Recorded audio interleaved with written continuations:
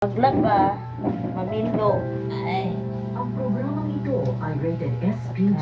Why? Striktong patnubay at gabay ng magulang ang kailangan. Maaaring may masisirang tema, lengguwahe, karahasan, sexual, horror o droga na hindi angkop sa mga bata. ako siya. Maglaba, pindo.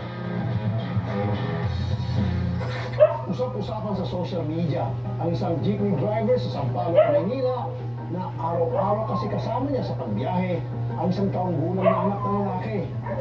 Unirang ama siya para sa ilan.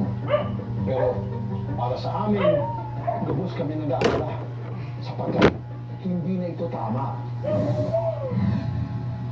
Bahagi ng araw-araw na pagmumuhay sa Sampaloc, Maynila ang mga jeep.